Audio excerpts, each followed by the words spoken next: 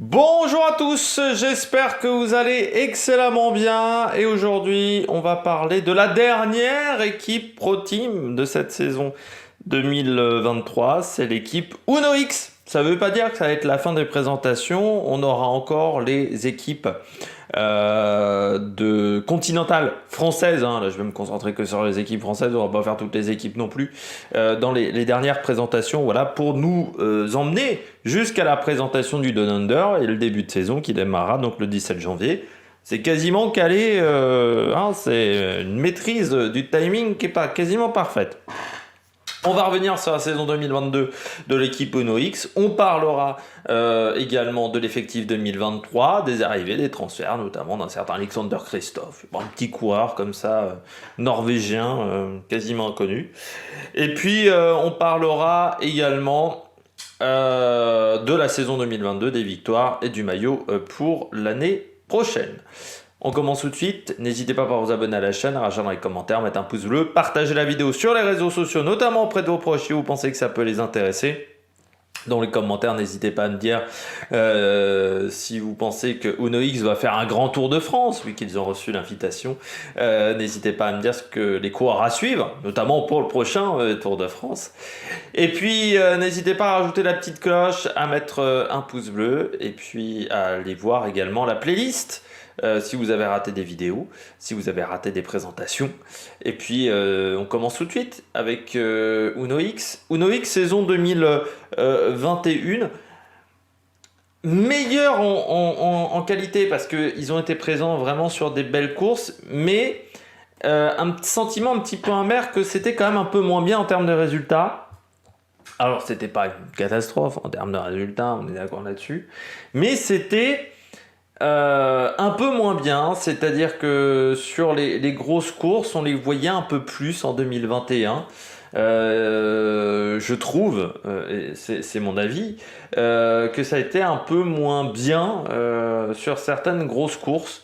Ils ont fait un très grand début de saison, je pense notamment au Tour de Catalogne, avec notamment Torsten Trahen, je pense notamment au Tour de Turquie également où c'était pas mal, au Tour d'Oman, voilà, il y a eu des très bons résultats. Mais sur les grosses courses, ça a été, je trouve, un peu plus en retrait sur la deuxième partie de saison. Donc on attend en 2023 qu'ils fassent une saison complète, qu'on les voit toute la saison, et surtout on les voit maintenant beaucoup plus sur les épreuves World Tour. C'est ça qu'on attend également de cette formation qui je trouve est toujours atypique. Bon déjà c'est une formation voilà, qui se base principalement danois-norvège, hein. Il n'y a pas à découvrir d'autres nations, donc c'est assez rare maintenant dans le cyclisme professionnel où toutes les équipes ont tendance à s'internationaliser, de rester on va dire sur deux nations qui sont en plus très proches, hein, la Norvège et le Danemark, ça c'est pas très loin en termes de distance. Donc ça c'est déjà assez surprenant on va dire, enfin ça surprend toujours un petit peu avec cette équipe Uno X, et surtout qu'on ait décidé en 2000, enfin il y a un état d'esprit dans cette équipe je trouve, voilà, il y a une manière de courir qui est différente des autres formations, je sais pas, c'est l'esprit viking peut-être dans cette équipe Uno X, mais c'est pas ils courent pas de la même manière que d'autres équipes, ils ont une manière de courir qui est vraiment à part, et moi j'aime bien, voilà, il y a un esprit combatif. Voilà, c'est une équipe qui n'hésite pas à aller au charbon collectivement. Et ça, je trouve ça intéressant. Et puis, ils ont des telles pépites. En plus, c'est vrai que, bon, voilà, hein, il y a quand même du lourd dans cette équipe, je trouve. Et ça se renouvelle à chaque fois. Ils arrivent à trouver toujours des nouveaux coureurs. Et puis, bon, voilà, ils ont quand même du lourd. Voilà, ils ont du très très lourd. On regarde les victoires, parce que j'ai pas grand chose d'autre à dire sur Uno X, donc faisons court. Du côté de Uno X, l'équipe donc, a obtenu 8. Je vais pas les retrouver Uno X. Uno X a perdu Uno X là dans mon classement. J'ai la team COP. Uno X 31e, voilà, au classement, 29e. Non, 30e, pardon, au classement Secure Ranking avec 10 victoires sur la saison.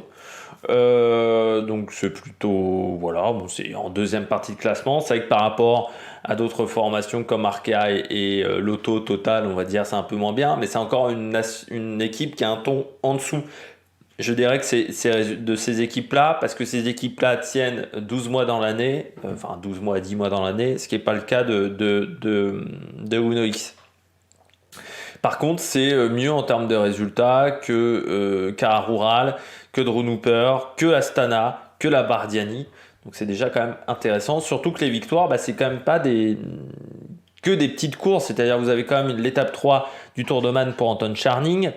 Enfin voilà, il y a quand même eu des résultats. On regarde tout de suite les 10 victoires, enfin les 9 victoires plus 2 selon Pro Cycling Stats qui n'ont pas été faits avec le maillot de cette formation. Les 2 victoires sans le maillot de cette formation. C'est la première étape du Tour de l'Avenir. Et les championnats du contre-la-montre U23, championnat du monde U23 du contre-la-montre pour Søren Varenskold. Lui, ça va être une de mes bêtes noires au niveau prononciation, je pense. Et la saison avait commencé très bien, comme je l'ai dit, dès le mois de janvier avec le Grand Prix Megazarai pour Tord Gumerstad. Tobias Alon Johannesson avait remporté la 4e étape de l'étoile de Bessèges, la 3e étape du Tour de Man pour Anton Charming. Jacob Inzgol, la 3e étape du Tour d'Antalya général de cette course. Les boucles de l'Aune, Châtelain pour Ider Andersen, Søren Varenskold, les championnats de Norvège U23 sur route, Erasmus Stiller, la course élite, et puis le Tour de Langkawi, l'étape numéro 6 pour Erland Bilirkra. Mais on s'aperçoit qu'au mois de février, on est déjà à 5 victoires après le 13 février, et qu'ensuite vous avez une victoire au mois de mai, 2 victoires au mois de juin, une victoire au mois d'octobre, mais voilà, c'est vraiment sur la première partie de saison vraiment qu'on les a vus énormément. Ensuite, ça s'est un petit peu plus délité pour cette équipe. Ce qui fait que 9 victoires, eh bien, c'est moins bien qu'en 2021. Et qu'en 2020, pour cette formation, il faut revenir à 2019 pour avoir 5 victoires. Donc voilà, c'est un peu moins bien que leur pic de 2020 en termes de grands résultats. Parmi les transferts, pas mal de retraites. Iver Skarset, lui, a rejoint Abu Dhabi Cancer Cycling Bike World. Et puis sinon, Christian Coulset, Lars Southgaard, Torjus Slin, Siver Varsted et Morten Ulgaard ont décidé de prendre la retraite. C'est le problème de ces formations qui tentent de lancer pas mal de jeunes, c'est que vous avez une part maintenant qui a tendance à pas se sentir bien dans le monde professionnel et qui parfois prend sa retraite à 23, 24 ans. Voilà, parce que là ils prennent à 27, 24 ans. Là je regarde un peu les âges. Voilà, ils ont tous pris leur retraite très jeunes, parce qu'il n'y avait pas de vieux coureurs. Mais parfois, vous ne vous sentez pas dans le monde professionnel, vous n'avez pas réussi à faire vos preuves dans le monde professionnel et c'est pour ça qu'on décide de prendre sa retraite. Parmi les arrivées, eh bien, on a un petit jeune, il s'appelle Alexander Christophe d'Intermarché, Louis Benningson de la Team Coupe, et puis Stian Frandheim, Marcus Zonderhansen et Magnus Coulset qui eux étaient dans l'équipe Uno X d'Air Development Team, donc l'équipe de développement d'Uno X. Voilà. Du côté des coureurs, ils sont 28 dans cet effectif 2023. C'est quasiment le même nombre que l'année d'avant, puisqu'ils étaient 29 en 2022. 28 coureurs. Le plus jeune à 19 ans, c'est Stian Fredheim. Et le plus âgé, Alexander Christophe, à 35 ans. 2 coureurs ont 30 ans ou plus. Et 14 coureurs ont moins de 25 ans dans cet effectif. Donc voilà, on a plutôt des jeunes, les 2 vieux étant Lars Norman Hansen et Alexander Christophe. On passe aux coureurs à suivre. Le premier, Tobias Haaland Johannesson. Première saison chez les professionnels, deuxième saison parce que l'année dernière il était dans l'équipe de développement. Vainqueur du Tour de l'Avenir, on rappelle, 7e du Tour de Catalogne, 4e du Tour de Norvège, 3e de l'étoile de Bessèges, mais seulement 40 jours de course parce que des petits problèmes de genoux, notamment 10e également du Dauphiné cette année pour lui. Ça a été plutôt une saison intéressante. Voilà, des petits soucis de genoux. Alors ça c'est toujours inquiétant à 22-23 ans parce que moi j'ai toujours l'idée de Romain Sicard et qui est jamais revenu à son meilleur niveau avec des problèmes de genoux. Donc voilà, c'est toujours un petit peu inquiétant.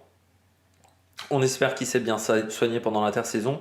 Et il reviendra au Grand Prix cycliste de la Marseillaise, l'Étoile de Bessèges, objectif Tour de France pour lui, où il pourrait être très bon pour le classement des meilleurs jeunes, même si maintenant le classement des meilleurs jeunes, c'est souvent aussi d'être performant dans le classement général, parce que souvent les deux sont un petit peu liés. Ça reste, c'est l'une des meilleures pépites, vainqueur du Tour de l'Avenir en 2021, on rappelle. C'est l'un des meilleurs coureurs, voilà, qui a moins de 24 ans, quoi. Aujourd'hui, hein, il fait partie des grosses pépites, donc à lui de montrer encore son talent, encore une fois. Et puis cette année, essayer de prendre de l'épaisseur, voilà, de prendre de la caisse. Ça sera l'objectif, je pense, de Tobias Alan Johannesson. Et puis on espère voilà, que tous ces soucis physiques sont réglés. Alexander Christophe, toujours là, toujours vivant, contrat de 3 ans. Pensez pas qu'il aura un contrat aussi long. Pour Alexander Christophe, l'année dernière il a encore été bon. Voilà, c'est un coureur qui est toujours là. 4e de Paris-Bourges, 15e de Binche-Chine-et-Binche, 6e des championnats du monde. 7e du Cox Price, vainqueur d'une étape sur le Tour d'Allemagne, vainqueur du circuit franco-belge. Sur le Tour de France, il y a eu une 3e place du côté des Champs-Élysées, 4e du côté de Calais, 2e des championnats de Norvège sur route, 3e de l'étape de Grenchen sur le Tour de Suisse, vainqueur d'une étape sur le Tour de Norvège à Stavanger, 2e du Grand Prix du Morbihan, 3e de Eschborn-Francfort. Voilà, il y a vainqueur de la Classica d'Almeria également pour lui, 11e de Kurn-Bruxelles-Kurn, voilà, il y a eu une très bonne saison. Vainqueur également du Chal des Prages, du Grand Prix de Lascaux. Donc ça a été une belle année, voilà, qui est, on va dire, dans ses standards. Je dirais même un peu mieux que chez UAE. Bon, il y a eu des soucis avec Pasqualone au niveau du train. C'est le point noir de la saison, ça a été le train avec Pasqualone qui n'a jamais marché. Et puis voilà, il rejoint Uno X, il revient lui aussi à la maison, parce qu'il est passé notamment dans la team Joker Bianchi, avant d'aller chez BMC et chez Katusha. Donc voilà, il retrouve une équipe de qualité en plus. Donc je pense qu'il va y en avoir quand même pas mal qui ont décidé de se mettre au cyclisme grâce à lui, parce que bon, ça fait quand même depuis quasiment 20 ans qu'il traîne son maillot dans des équipes cyclistes et 15 ans en World Tour, donc au bout d'un moment ça a des conséquences. Mais je pense que dans les jeunes, il y en a pas mal qui ont été biberonnés aux exploits d'Alexander Christophe.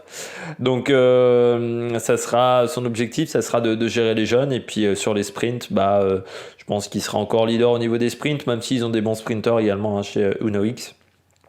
Mais voilà, il y aura l'objectif également de participer peut-être encore au Tour de France cette année pour lui. Mais la sélection ne sera pas facile parce qu'il y a quand même pas mal de talent dans cet effectif. On continue avec un petit jeune également, c'est Soren Varechkjold.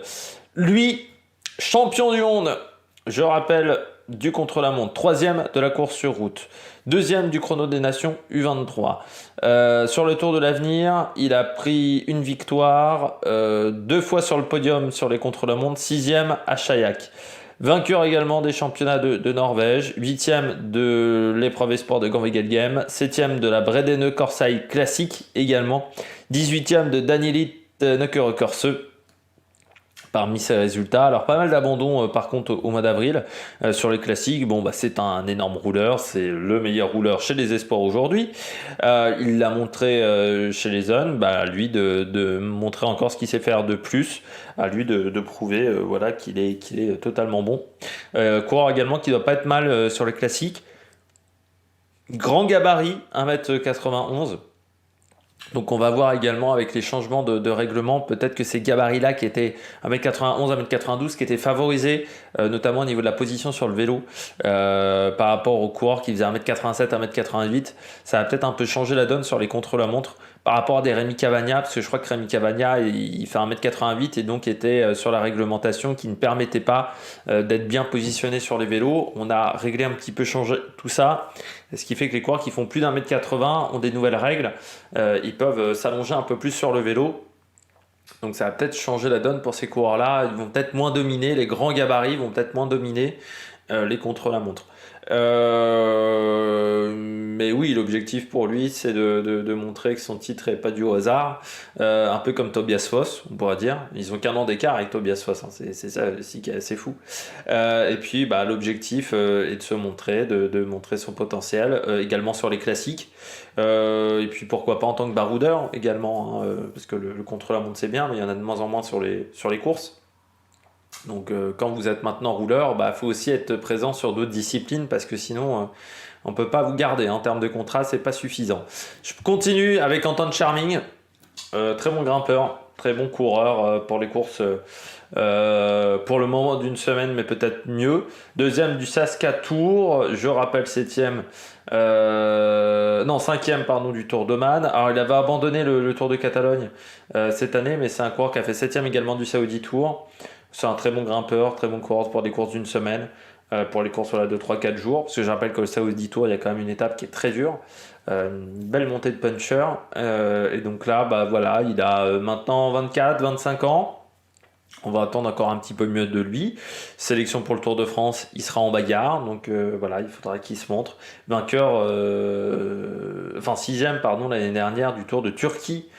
Aussi et septième du Tour du Danemark, hein. Donc c'est un coureur qui a vraiment des belles qualités pour ses courses d'une semaine. Deuxième des championnats d'Europe également U23 en 2020, donc il était jeune encore à l'époque pour cette catégorie-là. Et puis deuxième de l'Alpe Isère Tour en 2021. Donc l'objectif, ça sera d'avoir des résultats pour lui sur ces courses-là. Voilà, ça sera son réel objectif, mais je pense qu'il a les qualités pour 9e également du Tour de Hongrie, pour avoir des très bons résultats. Anton Charming, et puis je termine avec Rasmus Tiller, champion de Norvège, mais également très bon sur les classiques, deuxième de Binchin et Binge derrière la porte.